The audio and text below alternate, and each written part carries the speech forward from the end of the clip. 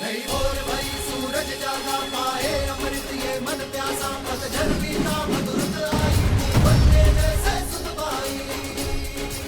सज रहो अयोध्या सारी, क्योंकि हमारे महाराज और महारानी जो पधार रहे हैं। राम जी सिया पधारे सरयू के किनारे, द्वार सजाओ संग साथिया सौभाग्य। जय सिया राम, जय सिया राम, स्वागत में सिया राम, जय सिया राम, जय सिया राम। भूमि तिलक वाली अवध वधु संसार की अब सीता माता, दशरथ नंदन रघुराय दस दिशाओं में हर घर गाता, हर घर गाता।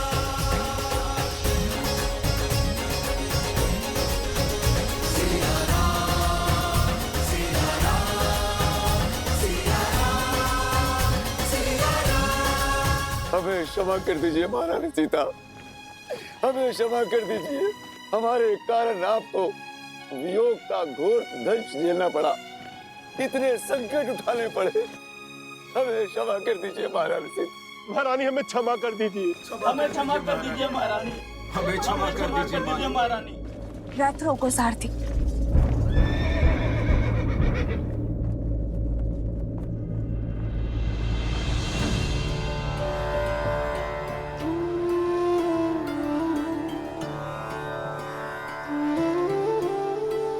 अरे ये क्या कर रहे हैं आप? इसकी कोई आवश्यकता नहीं है, उठिए। आवश्यकता है देवी सीता, आवश्यकता है। मैंने जो अपराध किया है वो तो दंड के योग्य है, फिर भी साहस जुटाकर मैं आपके चरणों में स्थान पाने चला आया। मुझे क्षमा कर दीजिए, मुझे क्षमा कर दीजिए देवी सीता, मुझे क्षमा कर दीजिए।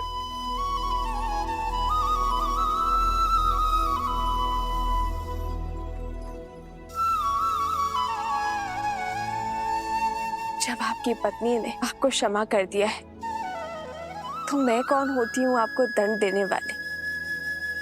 इसे एक बुरा स्वप्न समझकर भूल जाइए और राम राज्य की परिकल्पना को साकार करने में जुट जाइए। शुभ घड़ी है, चलिए अपने आंसू पोंछिए, और आप भी। सिया राम, सिया राम, सिया जय जय राम। ये आंसू भी तो आनंद के हैं महारानी। आज आपको इस नगर, इस देश में देखकर मेरे सिर से अपराध का भार हट गया। अब जब मैं प्राण त्यागूंगी, इस संतोष के साथ त्यागूंगी कि मैं आपके दुख का कारण तो बनी, किंतु आपको सुख में पुनः घर लौटते देखने की साक्षी भी बनी। आज मेरा मन तृप्त हो गया महारानी, तृप्त हो गया।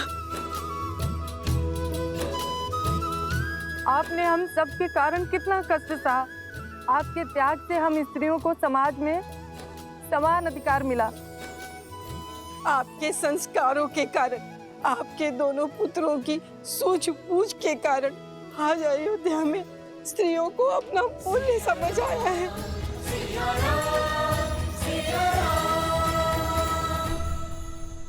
आशा है संसार इस सीख को स्मरण रखेगा। जब जब स्त्री पुरुषों के कंधे से कंधा मिलाकर चलेगी, तब तब समाज उन्नति की ओर अग्रसर होगा।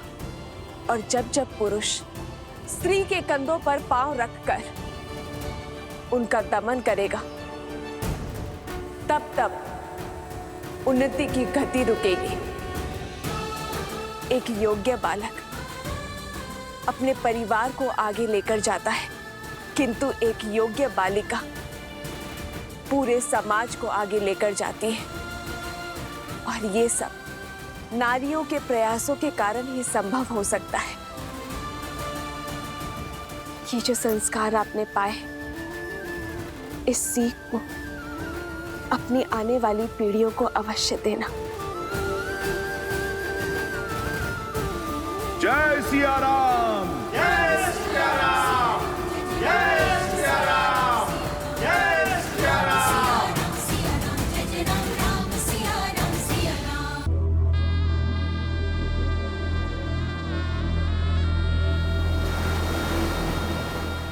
मेरा संपूर्ण कुल इस युद्ध की अग्नि में जलकर भस्म हो गया। बलिदान तो सबने दिए, परंतु कोई भी अपने लक्ष्य से नहीं डिगा, और अब मैं भी नहीं डिगूंगी। तुम्हारा अंत नहीं कर सकती तो क्या हुआ, परंतु तुम्हें और सीता को जीवन भर की पीड़ा तो दे ही सकती हूं ना। तुम्हारे आने वाले कुल का नाश तो कर ही सकती हूँ राम।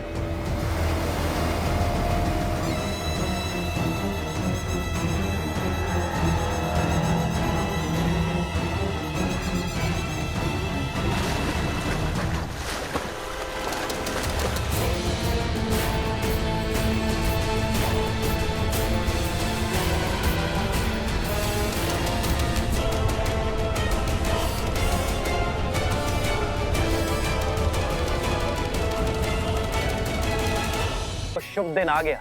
लोक अपवाद की जिस असुरी ज्वाला में समस्त कौशल राज्य जल रहा था, आज उस असुरी शक्ति का संहार हुआ, और उसका श्रेय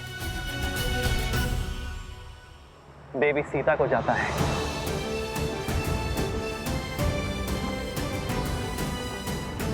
सीता ने न केवल एक महारानी के रूप में अयोध्या पर प्रहार करने वाली असुरी शक्तियों का संहार किया, बल्कि एक नारी होने के नाते नारी को उसके सम्मान का उपहार दिया। राक्षस के समक्ष तलवार उठाने वाली सीता ने अयोध्या की प्रजा के लिए त्याग किया। यदि सीता चाहती तो वनवास के लिए बड़ी सरलता से मना कर सकती थी, किंतु सीता ने दुर्गम मार्ग चुना। रघुकुल की मर्यादा और कौशल राज्य की नारी को उसका सम्मान दिलाने का कार्य जो सीता ने किया है, उसके लिए रघुकुल और अयोध्या सदा सदा के लिए सीता की ऋणी रहेगी।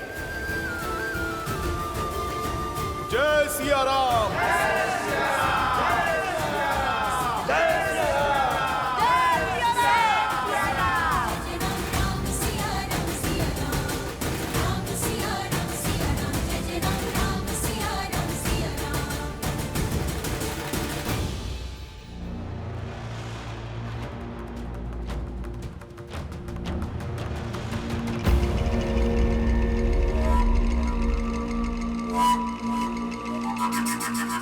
उठो पिंगलाक्ष, तुम्हारा तप पूर्ण होने का समय आ गया है।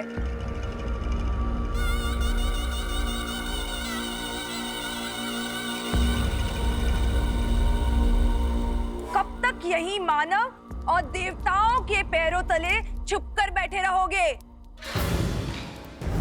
अपना तप तोड़ो पिंगलाक्ष, अग्निदेव का दिया हुआ वरदान का प्रयोग करो, अपने कुल की लाज बचाओ। मेरे तप की समय अवधि आप कैसे तय कर सकती हैं? मेरा तप तब तक समाप्त नहीं होगा जब तक तुम्हें अपनी दादी और पिता के वध का प्रतिशोध लेने का अवसर नहीं मिल जाता। हाँ, यही मेरे जीवन का एकमात्र उद्देश्य है। तो उठो, मैं तुम्हें उसी उद्देश्य की ओर अग्रसर करने आई हूँ। तुम्हारी दादी ताड़का और तुम्हारे पिता सुबाहु को मारने वाले उस राम से प्रतिशोध दिलवाने आई हूँ।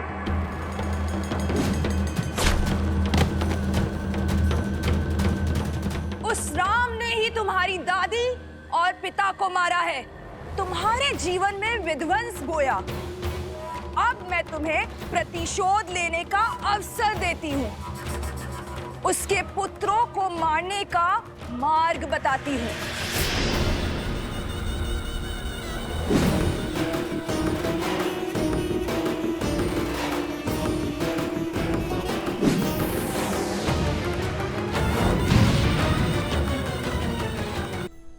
पुत्र राम, अयोध्या की इस पीढ़ी और इसके बाद की पीढ़ी दोनों की एक ही मंशा है, सिया राम के पुनर्मिलन का महोत्सव। इनकी ये इच्छा पूर्ण करोगे ना? हाँ हाँ, महोत्सव तो होना ही चाहिए। हाँ हाँ, अवश्य होना चाहिए। हाँ हाँ, अवश्य।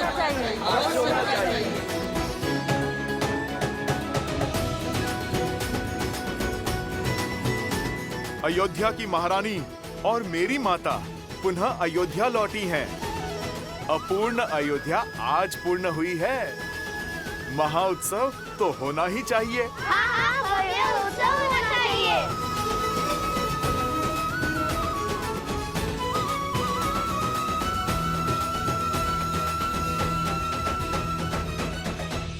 उत्सव होगा पुत्रों, अवश्य होगा।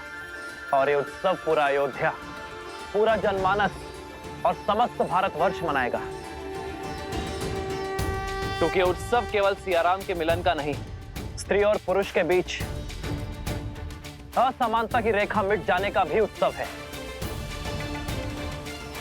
नारी को मिले समान अधिकार का सूचक है। अयोध्या अभी सुख के रस में डूबी है, उत्सव मना रही होगी और अब हम उनके आनंद को स्वाहा करेंगे, उनके उत्सव को शोक में बदलेंगे। राम और उसकी सेना को युद्ध भूमि में हराना असंभव है। उसके पुत्रों को अयोध्या से बाहर कैसे लाओगे? वो तुम मुझ पर छोड़ दो, शीघ्र ही तुम्हें वो अवसर प्राप्त होगा। तुम केवल अपनी सेना को सज्ज करो।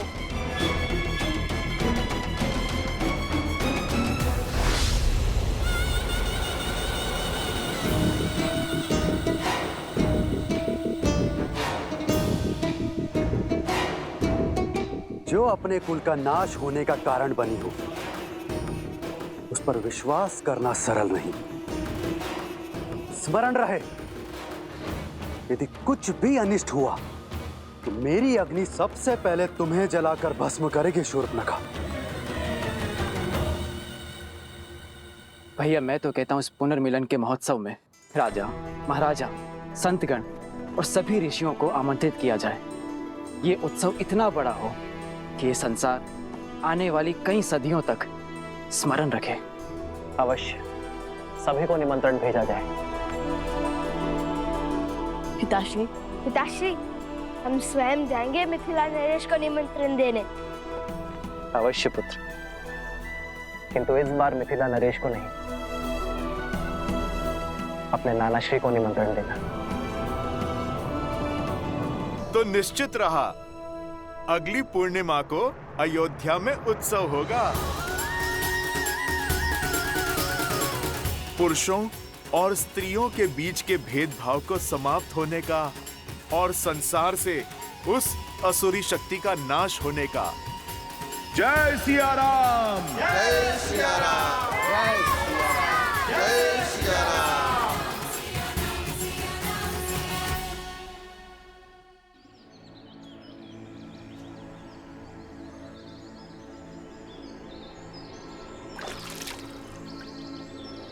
पिताश्री, शीघ्र कीजिए ना, चलना है।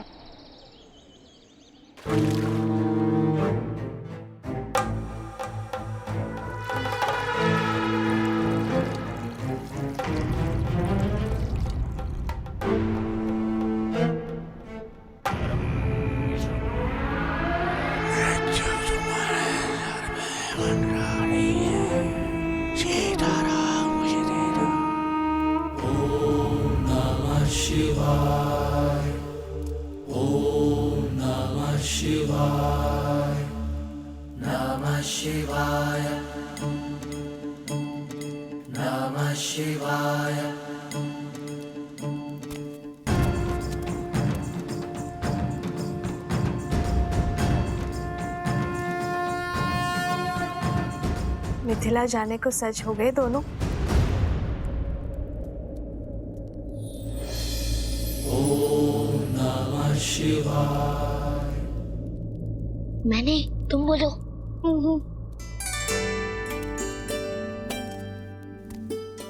क्या हुआ? और तुम सब यहाँ क्या कर रहे हो? माता, वो हम सभी का मत था कि जाने से पूर्व आपके हाथों से बना स्वादिष्ट भोजन मिल जाता तो आप यहाँ हैं, तो ये बेचारे तो वर्षों से प्रतीक्षा कर रहे हैं आपके हाथों के भोजन खाने को। यहाँ आओ। गुरुवर वशिष्ठ का आदेश है कि शुक्ल पक्ष के शुभ दिन पर ही मैं और तुम्हारे पिताश्री अयोध्या के सिंहासन पर विराजमान हो। तब तक मैं वहां नहीं जा सकती, यहीं रहूंगी। दृष्टि का आनंद लेने के स्थान पर आप पुनः वनवासिनी बन गई।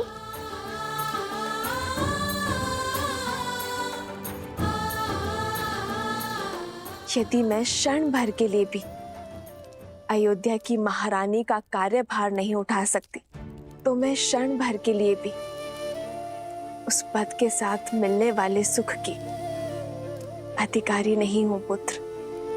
और यहाँ तो प्रश्न पूरे 16 पहर 2 दिवस का है। कितने उत्सुक थे आपके हाथ का भोजन ग्रहण करने के लिए। इतना सुना था हमने। जहाँ एक क्षण बिताना भी असंभव है, वहाँ 2 दिवस कैसे काटेंगे हम?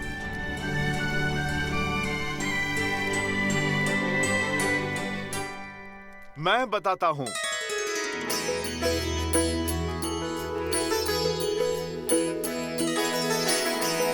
हनुमान जी,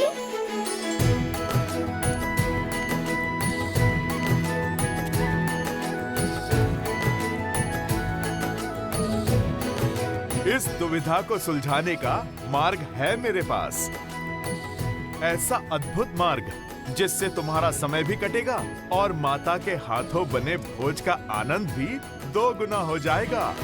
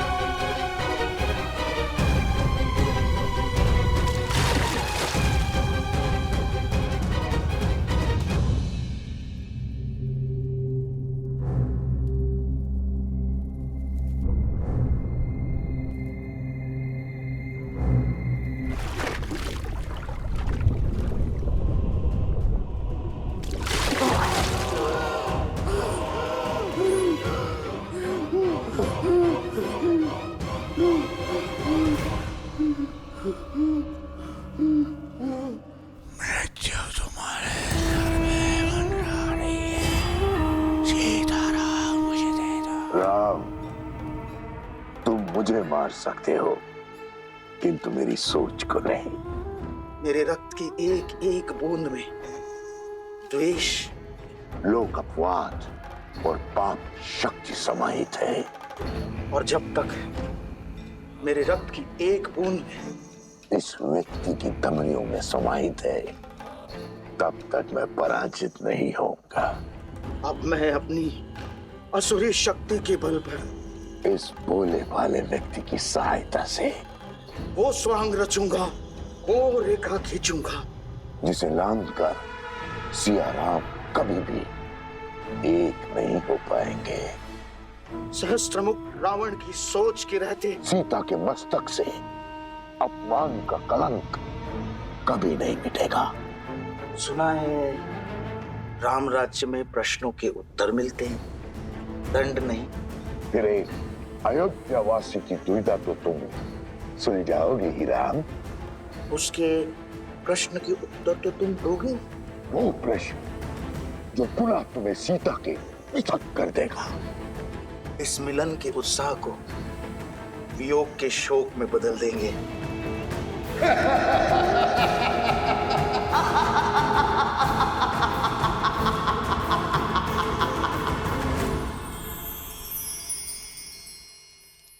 ये देखो बालकों, एक नहीं दो उपाय हैं। पहला उपाय ये है, तुम सब लवकुश के साथ मिथिला चले जाओ। और दूसरा ये जो मैंने माता सीता से ही सीखा है।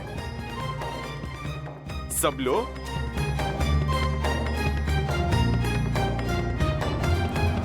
लो, सब लो। ये क्या हनुमान जी, इसमें बड़ी माता श्री के हाथों का स्वाद थोड़ी मिलेगा। अरे इसे खाना नहीं, इस पे अपनी इच्छा के व्यंजन लिखने हैं। तुम्हें माता के हाथों से जो खाना है उसकी सूची बनानी है। सूची? अर्थात माता को तो भांति भांति के पकवान बनाने आते हैं। कहाँ से आरंभ करें और कहाँ पे अंत, कुछ समझ नहीं पाओगे। इसीलिए मैं आपसे कहता हूँ, आप सब मिथिला जाइए लवकुश के साथ। समय भी कट जाएगा और सूची पूर्ण करने का समय भी मिल जाएगा। अरे हनुमान जी, ये तो सुकोमल राजकुमार हैं। इनकी भूख आपके समान नहीं है। मिथिला क्या, ब्रह्मांड का भ्रमण भी कराए तब भी आप जितनी विराट सूची नहीं बना पाएंगे। इनके लिए तो एक एक व्यंजन ही बहुत है। कदापि नहीं, हम कौशल राज के राजकुमार हैं, श्री राम के भतीजे हैं। चुनौती लेकर पीछे नहीं हटते। देखिएगा हनुमान जी, ये भोज आपके भोज से भी अधिक प्रसिद्ध और परिपूर्ण होगा।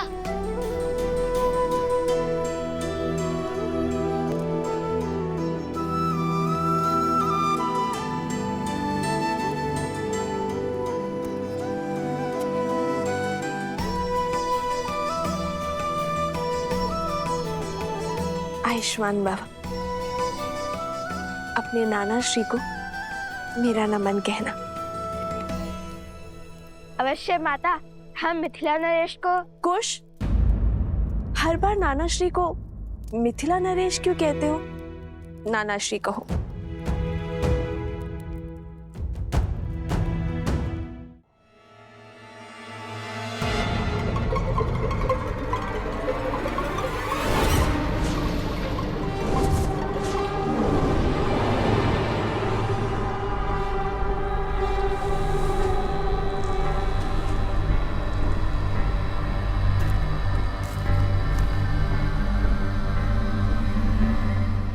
सावधान, लवकुश अयोध्या से निकल रहे हैं।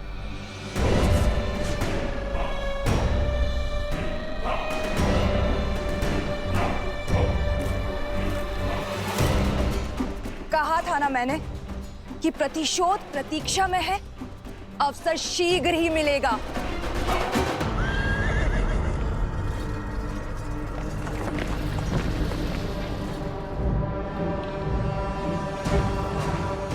ये निकल तो गए हैं, पर मिथिला पहुंचेंगे नहीं।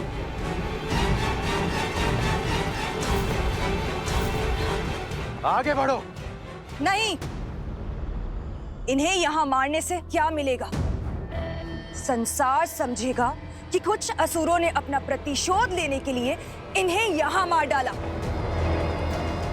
प्रतिशोध की अग्नि तो तब शांत होगी जब इन्हें इनके परिवार वालों के सामने उस भूमि से निकली हुई सीता को अपने घर और जीवन में स्थान देने वाले जनक के सामने मारेंगे, और तब जाकर असुरों की खोई हुई प्रतिष्ठा और संसार के मन में हमारा भय पुनः लौटेगा।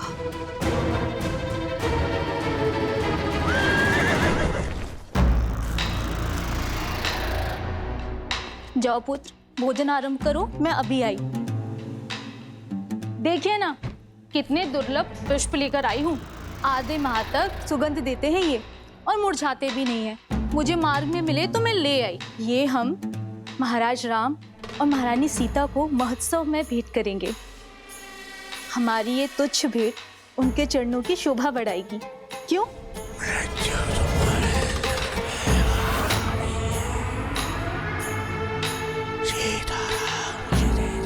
तुम्हारी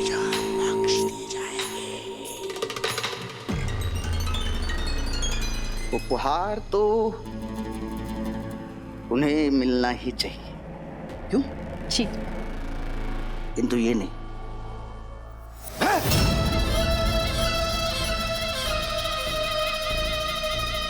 क्या कर रहे हैं आप? क्या हो क्या गया है आपको? जिस राम और सीता की तुम बात कर रही हो ना, उन्हें ये पवित्र और सुगंधित पुष्प नहीं, कांटों का हार मिलना चाहिए।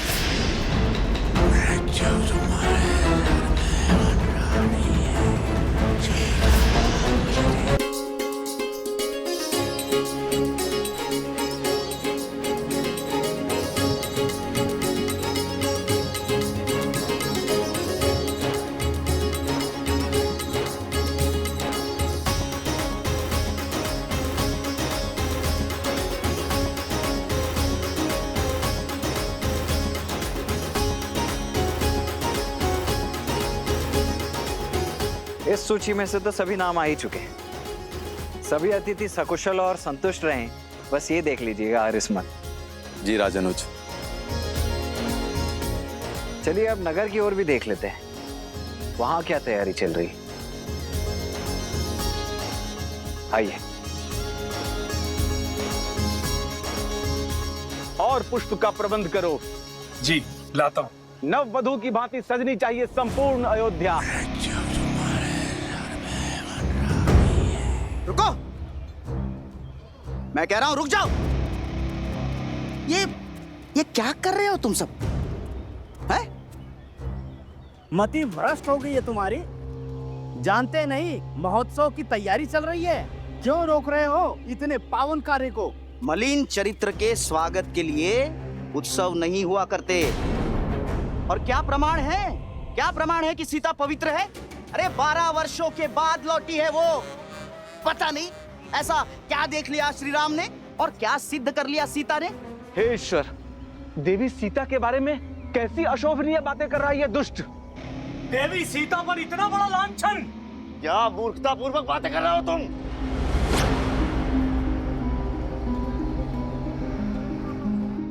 सत्य बोल रहा हूं मैं, केवल सत्य। अरे हमने सीता को इसलिए अपनाया क्योंकि उन्होंने स्त्रियों के अधिकार की बात की, उन्हें सम्मान दिलाया। किंतु प्रश्न तो ये है, क्या सीता पुनः राज सिंहासन पर बैठने के योग्य है? क्यों महल में प्रवेश से पहले वो 2 दिन मंदिर में तप कर रही है ताकि उसके पाप धुल जाए? तो साहसी मानो, छोड़ दो मुझे, मैं इसके प्राण ले लूंगा। मेरे अंत से मेरे प्रश्न समाप्त नहीं होंगे। हमें पुनः अभी चलकर सीता से अग्नि परीक्षा की मांग करनी चाहिए। देखा, सुना आप लोगों ने कैसी बातें कर रहा है ये पापी? पाप मुझ में नहीं, श्री राम के इस निर्णय में। यदि सीता को राज सिंहासन पर बैठना है तो उसे हम अयोध्या वासियों के समक्ष अग्नि परीक्षा देनी ही होगी। शांत।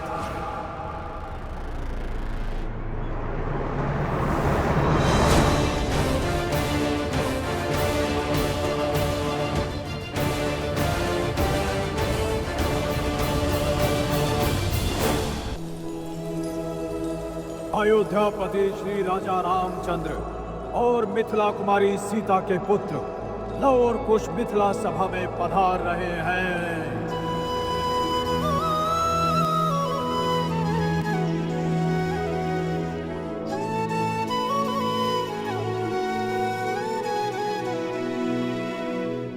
जिनमें देखी राम सिया पर छाई, वो लव कुश सच में है सुत रघुराई।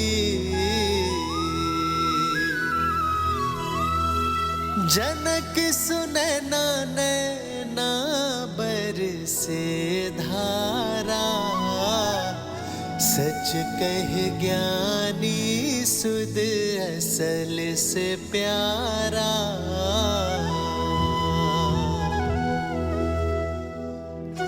प्रणाम नानेश्वरी।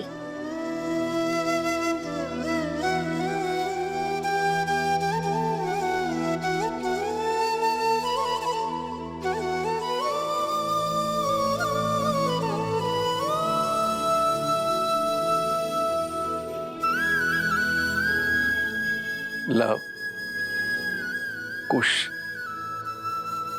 मेरे नाती, जब तुम्हें पहली बार देखा था तभी मैंने सीता की छवि पाई थी। महादेव से प्रार्थना की कि मुझे ऐसे ही नाती हो, और देखो महादेव ने मेरी सुन ली। जिस घड़ी की प्रतीक्षा वर्षों से थी, आज वो घड़ी आ ही गई। मेरी सीता का संसार पुनः सुखमय हो गया। मिथिला के लिए ये समय कितना शुभ है। प्रणाम नाना जी। आयुष्मान भव, चिरंजीव भव।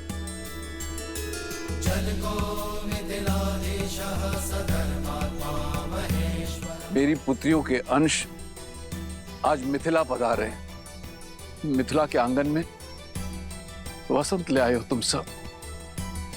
वसंत तो अयोध्या में भी आया है महाराज जनक, और इसी वसंत के उत्सव के लिए हम अयोध्या और श्री राम की ओर से संपूर्ण मिथिला को निमंत्रण देने आए हैं कि आप सब पधारे और सियाराम मिलन के साक्षी बने। अवश्य अवश्य आएंगे। पूरा मिथिला आएगा मैथिली के स्वागत के लिए। महाराज जनक, मन में एक प्रश्न था, पूछने की आज्ञा है? अवश्य आज्ञा है, किंतु उससे पूर्ण मेरे एक प्रश्न का उत्तर दो। क्या मैं तुम्हारे लिए महाराज जनक हूं या तुम्हारा नाना?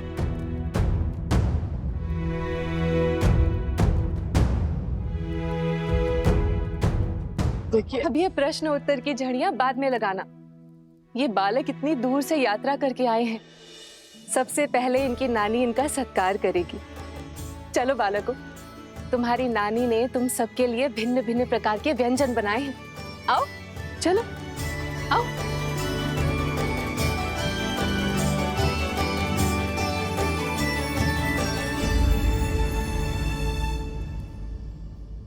चलिए आप सभी अपने अपने कार्य पर जाइए। महोत्सव के आरंभ में अधिक समय शेष नहीं है, और आप में से जिस किसी के भी मन में इस मूर्ख की बातों से कोई भी संदेह उत्पन्न हो रहा है, वो सब आइए मेरे साथ।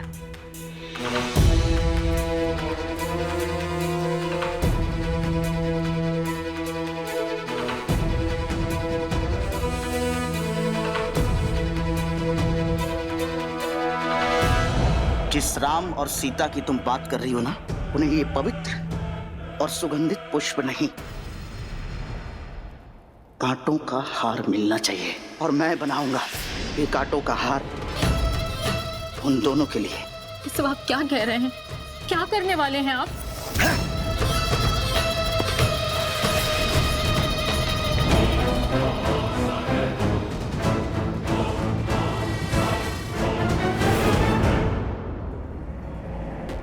रुक क्यों गए राज अनुज? आगे बढ़िए और हमें श्री राम से मिलवाइए, क्योंकि देवी सीता की स्वीकृति जो अयोध्या और रघुकुल में हुई है, वो नियमों और रीतियों के अनुकूल नहीं है। देवी सीता पर लांछन जो है वो अयोध्या वासियों ने लगाया था, तो अब उन्हें अपनी शुद्धता, अपनी पवित्रता और अपनी सुचिता का प्रमाण भी अयोध्या वासियों के समक्ष ही देना होगा, अग्नि परीक्षा के माध्यम से।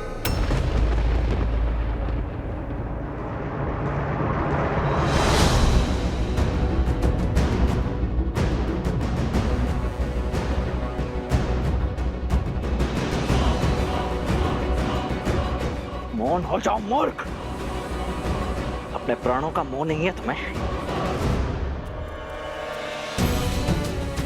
देवी सीता के प्रति ऐसे अमर्यादित प्रश्न करने वालों का यही दंड उचित है। कुबुद्धि और मलिन विचारों से ग्रसित है ये लोग। ये जिह्वा मनुष्य के सौभाग्य और दुर्भाग्य दोनों का कारण बनती है। जब जिह्वा से सत्य के पुष्प बरसते हैं तो यश मिलता है, परंतु यदि असत्य के कांटे बहने लगे तो यही मृत्यु का कारण भी बनती है। अयोध्या की महारानी सीता यहाँ की प्रजा की माता है। अब जब यहाँ की प्रजा ने अपनी भूल स्वीकार कर यहाँ के जन ने मन ने उन्हें अपनी महारानी स्वीकार किया है, पूर्ण रूप से अपनाया है, तब तुम एक बार पुनः इस भ्रष्ट मलिन विचार के साथ पुनः खड़े हो गए। लोक अपवाद की जो अग्नि शांत हो चुकी थी, उसमें घी डालने का प्रयास कर रहे हो तुम। 13 वर्ष के तप ने उन्हें प्रशिक्षित किया है। स्वयं भगवान वाल्मीकि उसके साक्षी हैं। और किस साक्षी की प्रतीक्षा है तुम्हें? वन में मोर नाचा, किसने देखा? भगवान वाल्मीकि देवी सीता के सत्य के साक्षी बने, हम तो नहीं ना। केवल कहीं सुनी बातों पर कैसे विश्वास कर ले? अयोध्या के लोगों ने भावनाओं में बहकर उन्हें फिर से अपनाया, किंतु हम अभी तक इस भ्रमजाल से बचे हैं। और किस आधार पर देवी सीता की शुद्धता प्रमाणित होती है, बताइए? और यदि नहीं बता सकते तो कहिए देवी सीता से आए और दे अग्नि परीक्षा, और फिर बैठे अयोध्या के पवित्र सिंहासन पर। जगाया उसे जाता है जो सो रहा हो, परंतु जो जागते हुए सोने का ढोंग कर रहा हो, वो तुम जैसा कोई कुतर्की ही हो सकता है। नहीं है विश्वास, तुम मत करो, किंतु मेरी भाभी मां अब कोई और परीक्षा नहीं देंगी, और ना ही मैं दूंगा कोई भी स्पष्टीकरण, परंतु मैं ले अवश्य सकता हूं तुम्हारे प्राण। वो तो मैं इस आनंद के महोत्सव को रक्त रंजित नहीं करना चाहता, अन्यथा इस धरा को तुम्हारे रक्त से धोने में तनिक भी विलंब नहीं करता मैं। अब इस जीवन दान को अपने जीवन की अंतिम अनमोल भेंट समझकर यहां से चले जाओ। निकल जाओ यहां से, हटाओ ना यहां से। जब प्रश्न कुतर्क समझकर टाल दिए जाए, अर्थात आपके पास कोई तर्क नहीं, ये सत्य नहीं है, ये छल है रघुकुल का। देवी सीता को अयोध्या लाने का स्वांग है ये, अन्याय है ये, अन्याय है, अन्याय, अन्याय है।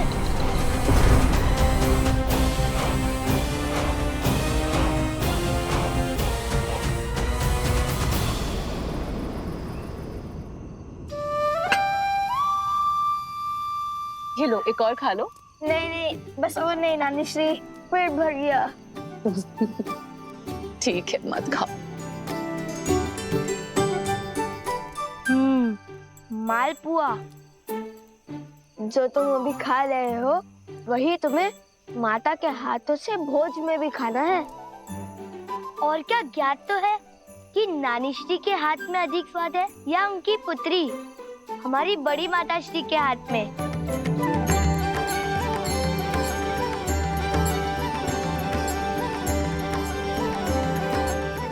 धन्यवाद नानी श्री, भोजन में आनंद आ गया। अब समझा मेरी माता ने इतना स्वादिष्ट भोजन बनाना किससे सीखा है।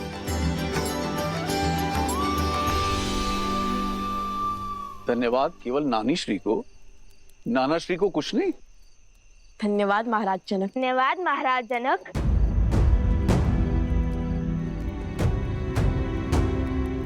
पुनः महाराज जनक, एक बार नाना श्री तो बोल दो।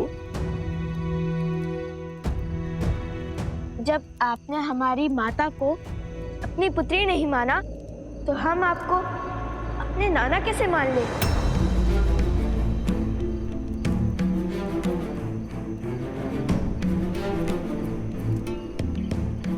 कारावास आपकी पुत्री वन वन भटकती रही, एक राजकुमारी होकर भी एक वनवासिनी का जीवन जीती रही। आपने उनकी सुतक ना ली, उनसे मिले नहीं कि वो कैसी है, किस अवस्था में है, कहाँ है, कुछ भी जानने का प्रयास तक नहीं किया आपने।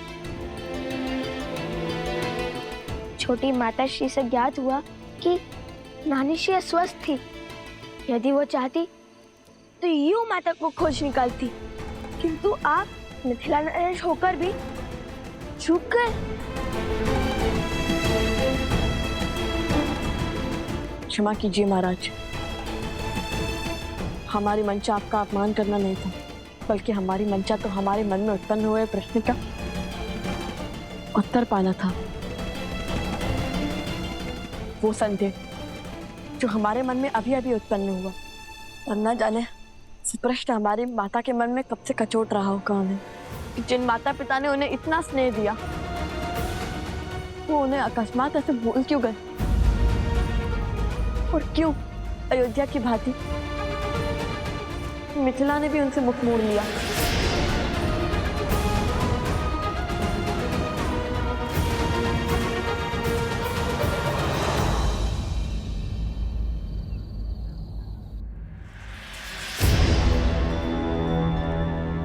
सुख के क्षण में संदेह की आंधी आना उचित नहीं। उस व्यक्ति का भाभी मां के चरित्र पर पुनः प्रश्न उठाना ये विचित्र भी है और विचारणीय भी। राज अनुज लक्ष्मण ने उचित किया उस पापी के साथ। मेरी मां ने तो लोक अपवाद की इस नवीन ज्वाला को भड़कने से पूर्व ही मृत्यु शैया पे सुला दीजिए, अंत कर दीजिए उस दुष्ट का। नहीं सुमन जी, राम राज्य में प्रश्नों का उत्तर दिया जाता है, दंड नहीं। उचित किया लक्ष्मण तुमने, जो उसे कोई हानि नहीं पहुंचाई। अब इस बात को यहीं दबा दो और जाने दो, हर व्यक्ति की अपनी एक सोच होती है, अपनी एक विचारधारा होती है।